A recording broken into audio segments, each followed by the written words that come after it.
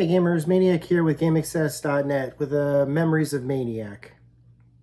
And I'm playing around with some alternate equipment right now, but I kind of wanted to share this specific memory on this specific day. So a lot of people don't know this, but Yale University is over 300 years old. You don't think about it as being that old, but it is. It is that. It's certainly older than that. I think it's probably by now it's probably around 320 years old, basically. That's a long time. And it's seen not just its share of students go through its, as well as not just professors, of course, and administrators, of course, but also employees, regular plain old employees. And the banner of Yale, like basically Yale's, more than just obviously its school, it also is a hospital, and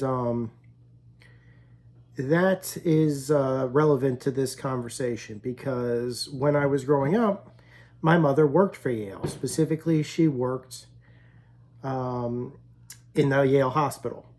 She wasn't a doctor. Not important as to what she did, but she was considered to be, of course, a Yale employee. And when Yale decided that they wanted to have their big Tricentennial blowout, and rightfully so, it's always fun to have a big celebration of birthday and everything else, and certainly Yale has the money to put on a big shindig. I found out about it, and it turned out I was eligible to attend as a family member of somebody who was an employee. They did allow basically this event was going to be happening in the Yale Bowl, which is a pretty big place. I mean, Yale football takes place there. You know, it's a pretty big place. It's a stadium. You can it's an outdoor stadium, but it fits people, fits plenty of people. And not only were they allowing all the Yaleys to go, but also they were allowing pretty much the employees as well as the families of the employees for the Tricentennial. This Tricentennial took place, I believe, November 2001. And just simply check your calendar and the date stamp on this video to figure out why that was relevant. And needless to say, there were tributes to the event that happened. And so I thought some of the attendees, there were several of the attendees that got emotional during those tributes, and then the event went on, and it started, and it was I mean, it was corny, but it was fine. They had this whole event basically starting off with like the ghost of like that the original Yale man. The guy who was Yale, the original Yale, had found a time machine basically, and he traveled to the future. And it was corny, but it was fine. You know, you had the alumni that basically were there. You had the administrators that were there, and then they started talking about just they had a full stage on the stadium, and then you had a full orchestra pit on the stage with the Yale musicians, the Yale Orchestra. And then Paul Simon came out. Paul Simon, of course, is a Yale alumni. He was considered to be the special guest. The newspapers picked up that he would be attending that night. They thought it was going to be Britney Spears. I'm glad it wasn't Britney Spears. Paul Simon is better than Britney Spears. There, I said it. Throw eggs at me. You Can Call Me Al is probably one of the best songs ever. And I would listen to it constantly in high school at that time. And then, so when Paul Simon came out, there was, of course, a big applause for him. So he comes out, the Yale Orchestra starts picking up their instruments, and he gets up to the mic and he starts singing Graceland. And everybody is enjoying the performance. Everybody we're all enjoying it. I mean, I recognize Graceland. He starts singing it and everything else. Classic song. I'm kind of hoping he was going to play You Can Call Me Al, but he didn't. And then he starts singing another song. A song that at first I didn't really recognize, but the audience was really getting into. The stage house lights went up, the house lights went down, and the orchestra's lights dimmed a little bit, and it was kind of dark and everything. He was singing this really slow, moody song, And as he's singing it, people are going crazy for it. They're loving it.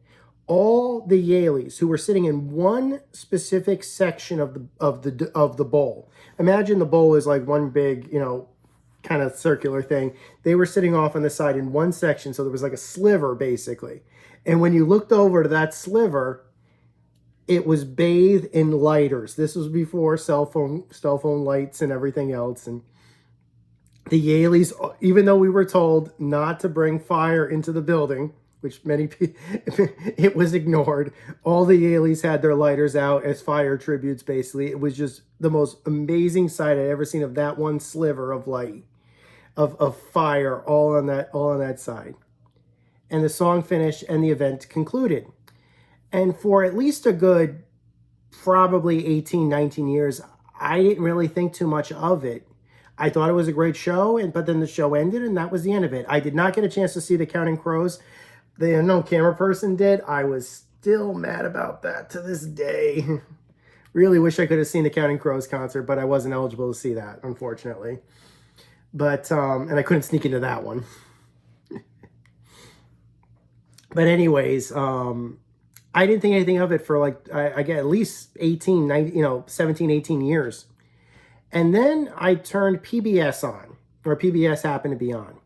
And they were showing the rebroadcast of the very famous Simon and Garfunkel concert for Central Park.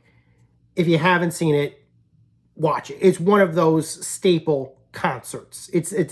I can think of maybe only a few staple concerts that even people that don't like music should watch. REM's Perfect Circle concert from 2003 is one of them. But the other one that you should definitely watch is Simon and Garfunkel's concert in Central Park. And again, I'm listening to it. They're playing all their Simon and Garfunkel staples and everything. And finally, Art Garfunkel comes out and a moody song starts to play. And Art Garfunkel starts singing a song. And my father was watching it with me. And I looked at my father and I'm listening to the song that Garfunkel is singing. And I'm thinking, something is going on here. I know this song. And my father looked at me like, of course you know this song. It's a famous song. I said, you don't understand. Is Art Garfunkel singing this song? And he's like, yeah, that's Garfunkel singing it. It was Bridge Over Troubled Water. That's Art Garfunkel's solo song. Like everybody knows, except for me apparently, that when Simon and Garfunkel performed, Garfunkel performs Bridge Over Troubled Water. It's a solo song. It's his big solo piece that Simon wrote for him. And I said, Dad, I have heard Simon sing this song. And my dad just looked at me and said, that's not right. The song has always been Art Garfunkel's solo. And I looked it up and I'm listening to the song and I'm remembering it. And I said, Dad, that's the song that Paul Simon sang in front of the Yale Orchestra. He sang Bridge Over Troubled Water, and I think I know why he did it. And I looked it up, and even though that song has always been Art Garfunkel's song to sing, Simon wrote it. Simon had the rights to it. And shortly after September 2001, there was a stint of time, and I looked it up on YouTube shortly after that event, and I said, and there were some times when Paul Simon sang it. I think that him and Garfunkel was on their outs at the time or something. So Simon was a solo act at the time. I think they've since gotten back together and stuff. So it's no big deal. But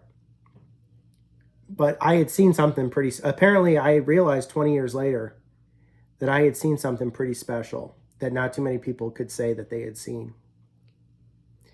And I think I'll forever be grateful for that moment. So until next time, guys, my name is Maniac with GameAccess.net. Take care. Over and out.